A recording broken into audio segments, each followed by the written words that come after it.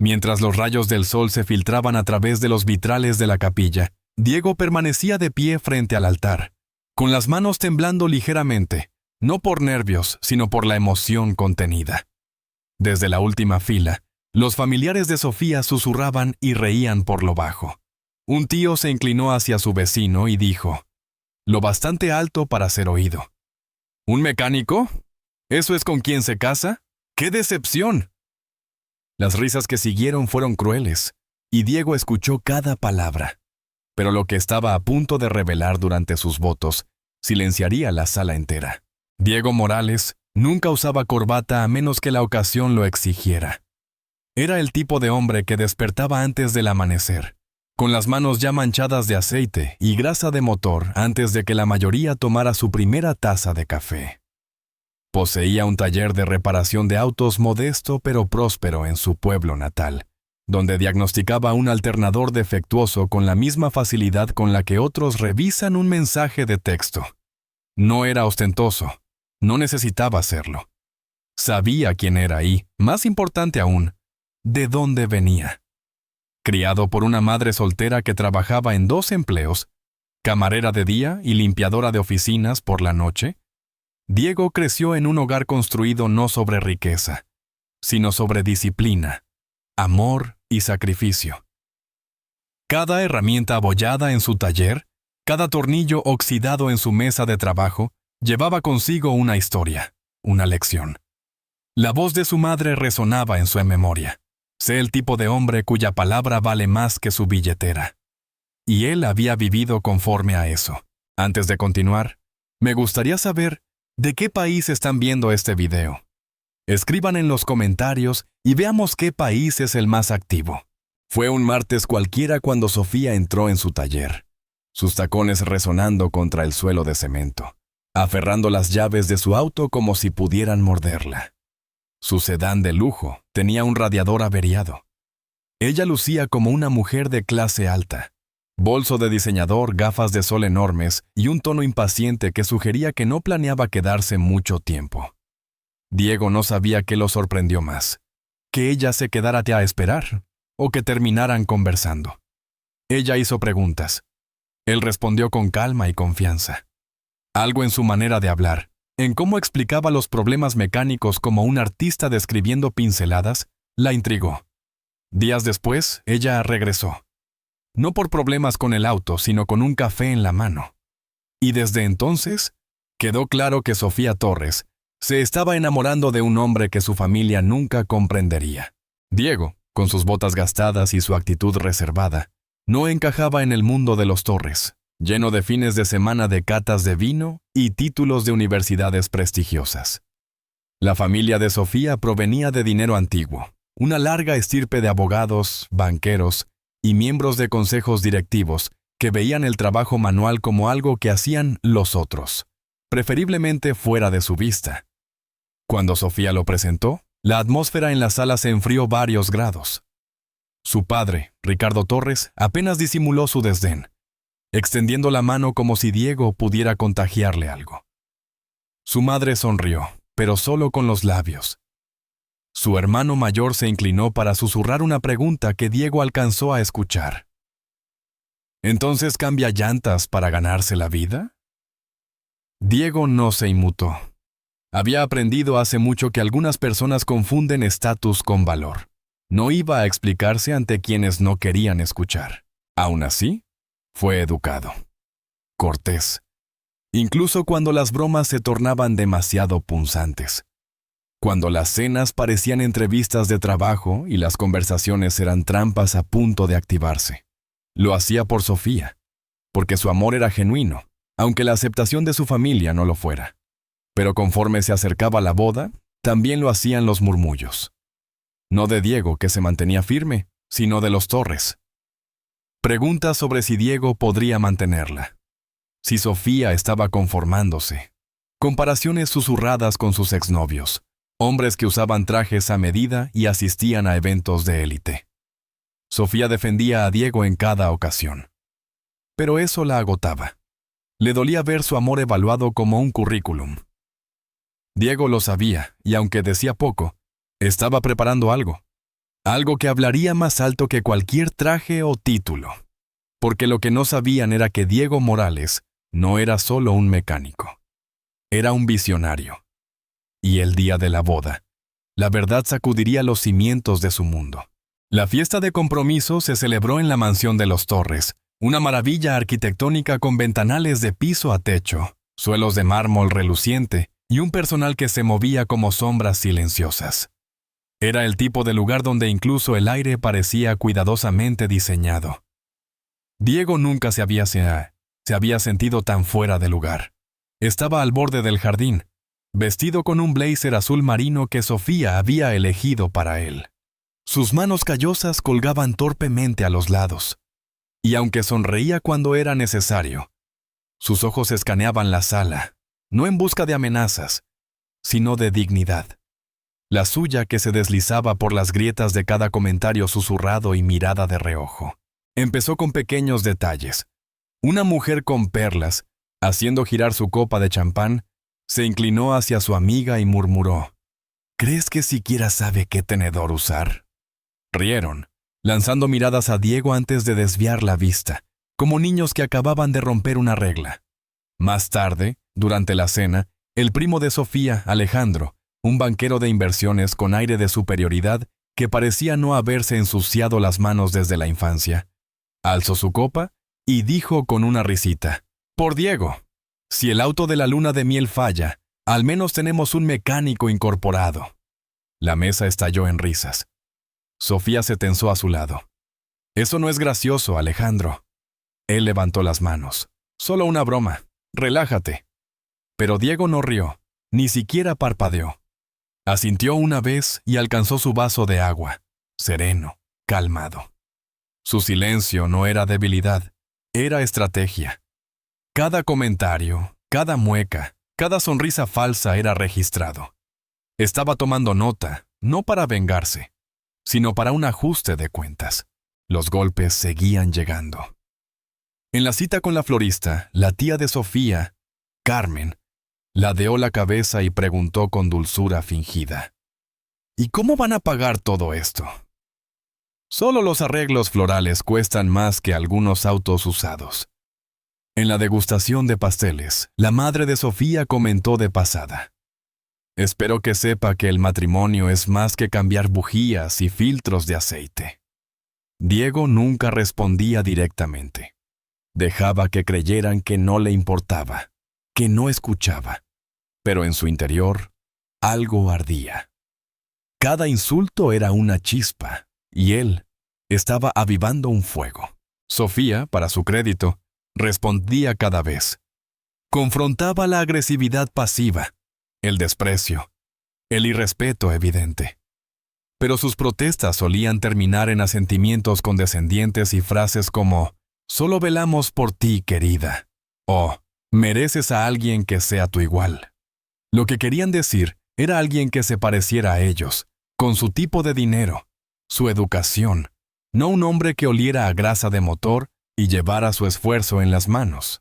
El punto de inflexión llegó durante un brunch prenupcial en un club campestre, donde las servilletas costaban más que los zapatos de Diego.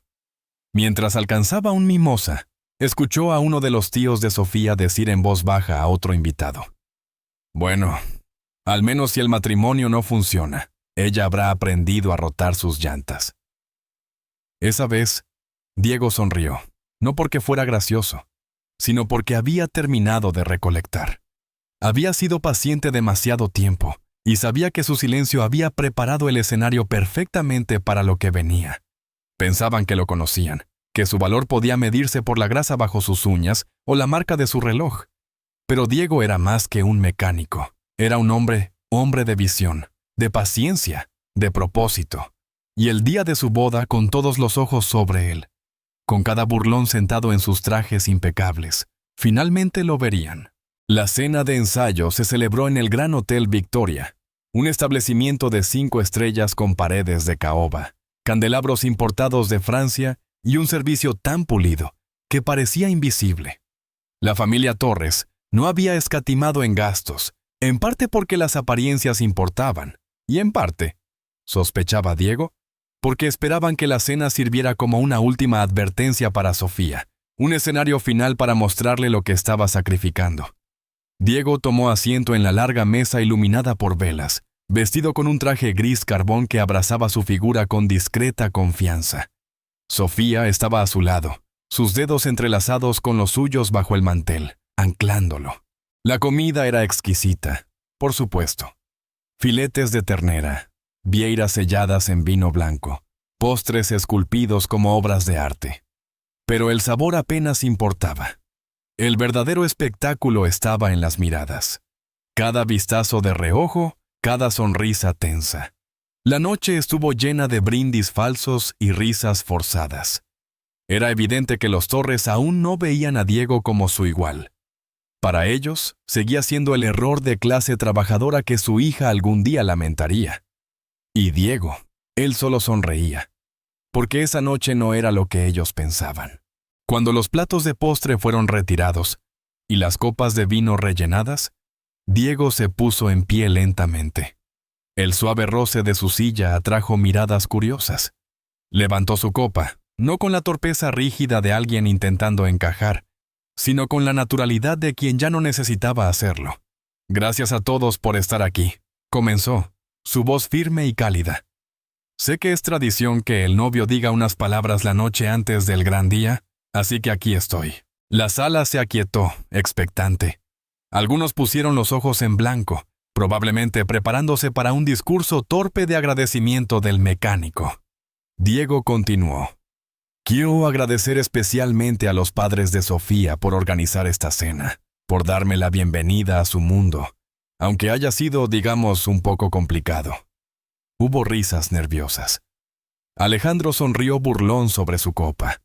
La madre de Sofía ofreció una sonrisa tensa. Sofía apretó la mano de Diego bajo la mesa, sus nudillos pálidos. Pero antes de que llegue el mañana, dijo Diego caminando lentamente detrás de su silla. Pensé en compartir algo.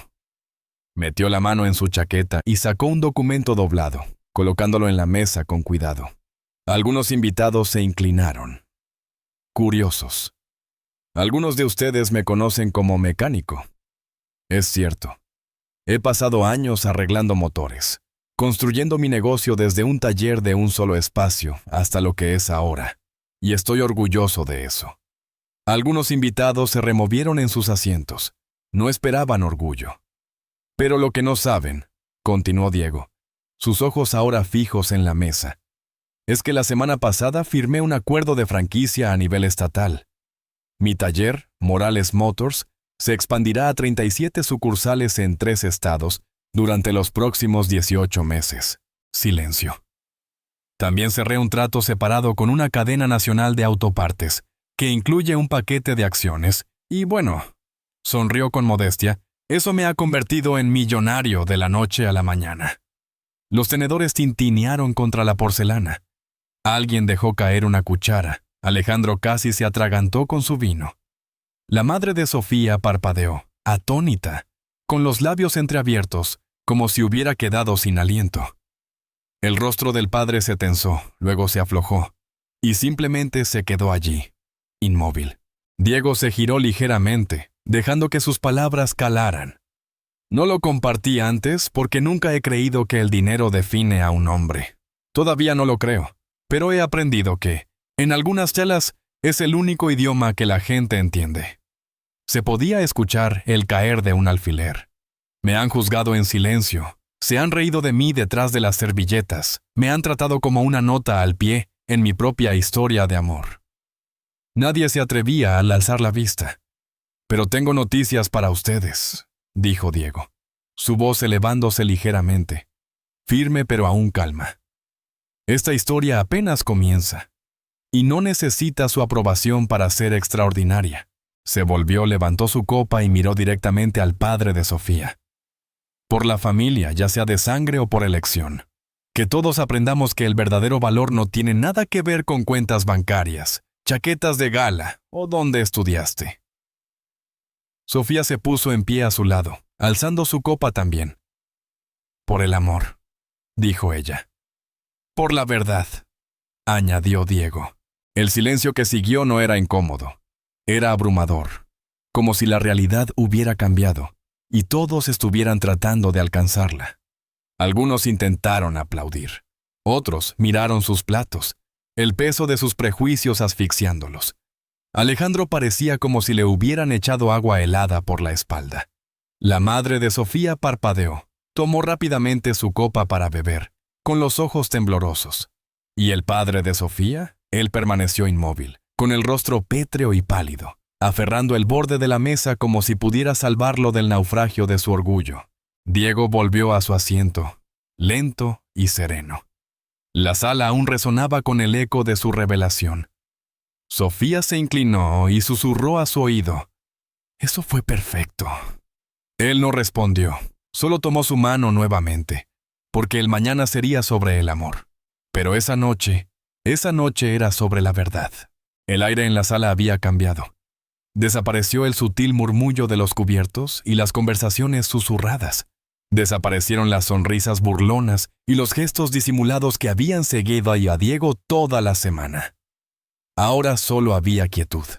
Diego permanecía de pie, sus ojos firmes, su respiración medida.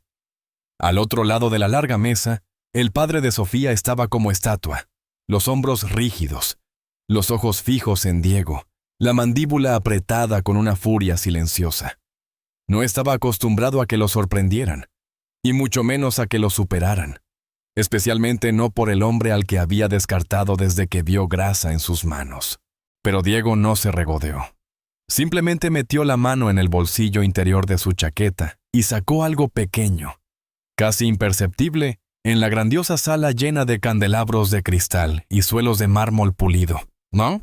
Una cajita de terciopelo. Era el tipo de caja que todos asumían contenía joyas, tal vez un anillo o un collar. Pero cuando Diego la abrió, no había destello de gemas. En su lugar, había un documento legal, doblado con cuidado, sostenido por una cinta. Se giró ligeramente para que todos pudieran verlo. «Oso», dijo, su voz calma pero resonando en la sala como una marea. «Es la escritura de nuestra primera casa». Un silencio aún más profundo se asentó. Se podía sentir la respiración contenida de todos. Diego miró directamente al padre de Sofía, sin ira, sin arrogancia, solo con una convicción serena y anclada. «No vine aquí a impresionarlos», dijo. «Vine a amar a su hija». Su voz no titubeó. «Pero ya que mi cuenta bancaria de repente importa para esta familia, pensé que deberían saber que no comenzamos este matrimonio con sueños. Lo comenzamos con cimientos. Esta casa está pagada en su totalidad, a nombre de ella, a nombre de nuestro futuro». Sofía se cubrió la boca con la mano, con lágrimas brotando en sus ojos, no por el gesto, sino por la expresión en el rostro de Diego. Estaba orgulloso, pero no presumido. No intentaba ganar. Simplemente era auténtica. Valiente e inquebrantablemente él mismo. Y eso silenció la sala como un trueno. El padre de Sofía abrió la boca, pero no salió sonido. Su madre desvió la mirada, parpadeando furiosamente, de repente interesada en el postre intacto en su plato. Un primo, el que había bromeado sobre Diego siendo útil para cambios de aceite, dejó caer su tenedor. Pero al otro lado de la mesa, un aplauso. Una persona se levantó, luego otra y otra. Comenzó lentamente, como la lluvia antes de la tormenta, y luego creció hasta convertirse en una ovación de pie. Los amigos de la Universidad de Sofía, sus antiguos profesores, algunos primos que nunca habían hablado con Diego antes de ese momento, se pusieron en pie, aplaudiendo no solo por lo que dijo, sino por quién era, por su contención, su valentía, por la dignidad silenciosa e inconfundible de un hombre que nunca pidió aceptación, solo respeto. Los únicos que permanecieron sentados fueron los Torres. El padre de Sofía no se movió. Miró su copa, luego a Diego, y luego nada. Ni un asentimiento, ni una palabra, solo un silencio frágil y frío. Pero Diego no esperó su aprobación. Se volvió hacia Sofía, se arrodilló brevemente a su lado y le entregó la cajita de terciopelo. Para nosotros, dijo suavemente, para que nadie pueda decir que nos dieron algo que no construimos nosotros mismos.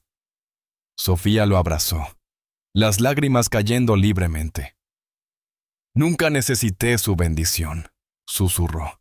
Solo te necesitaba a ti. Y en ese momento, rodeados de aplausos en una sala que alguna vez estuvo cargada de juicios, estaban solos de la mejor manera, intactos, imperturbables, innegables. Porque aunque el silencio había sido un arma en esa sala, ahora era una señal de rendición. El tipo de silencio que sigue cuando el orgullo se quiebra, cuando los prejuicios se exponen, cuando un hombre al que intentaron menospreciar de repente se alza más alto que todos los demás. Y la boda ni siquiera había comenzado. Los aplausos se desvanecieron, la boda pasó. Y las fotos, oh, esas fotos, se abrieron paso por redes sociales y chats grupales. Pero Diego y Sofía no se detuvieron en ese momento. No lo necesitaban, porque ya estaban construyendo algo más grande. Meses después de la boda, en un tranquilo rincón del lado oeste de su ciudad, un viejo almacén de ladrillos vibraba con el sonido de herramientas eléctricas, risas y potencial. El letrero afuera decía: Taller Comunitario Morales y Torres, impulsado por el conocimiento, guiado por el propósito. No era solo un lugar para arreglar autos, era un aula, un centro de mentoría, un refugio seguro. Diego, con su característico mono manchado de grasa, ahora lo llevaba como una insignia de honor. Ya no solo afinaba motores, estaba transformando vidas. Cada semana, grupos de adolescentes negros llegaban, la mayoría con ojos curiosos, escépticos, llenos de preguntas. No estaban allí solo para aprender a cambiar bujías.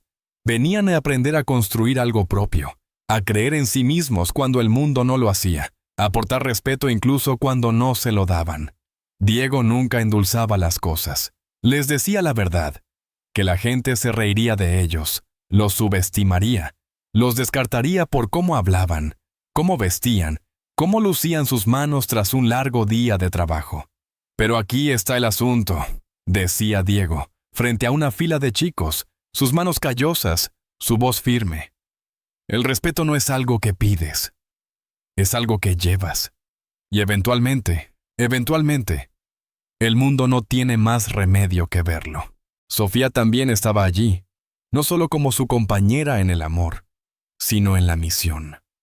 Ayudaba a gestionar el lado administrativo, solicitudes de subvenciones, alcance comunitario, coordinación de becas. Usó lo último de su herencia para financiar el primer año del programa. Cuando alguien le preguntó si lamentaba haber renunciado a su antigua vida, su comodidad, la fortuna de su familia, ella solo sonrió y dijo: no perdí nada. Cambié privilegio por propósito. La historia de la pareja comenzó a aparecer en titulares, no por el drama que alguna vez marcó su boda, sino por lo que hacían después. Un mecánico convertido en mentor y la mujer que creyó en él. Personas que alguna vez se rieron de Diego ahora enviaban a sus sobrinos a postularse para su programa. Periódicos que antes publicaban anuncios de bodas de la alta sociedad, ahora publicaban editoriales sobre el modelo Morales y Torres y cómo estaba transformando comunidades. Un día, una estación de noticias local visitó para hacer una historia. El entrevistador le preguntó a Diego: si pudieras volver a esa noche de la boda, a ese momento en que te miraron como si no pertenecieras, ¿qué les dirías ahora? Diego no titubeó. Limpió sus manos con un trapo y miró a la cámara con una calma sabia. No diría una palabra, dijo, porque la vida que hemos construido habla más alto que cualquier cosa que pudiera decir. Detrás de él, el sonido de taladros y risas resonaba. Uno de los chicos acababa de instalar una línea de frenos correctamente por primera vez y sonreía como si hubiera ganado un trofeo. Y entonces todos lo entendieron. Diego no necesitaba su aprobación. Nunca la necesitó.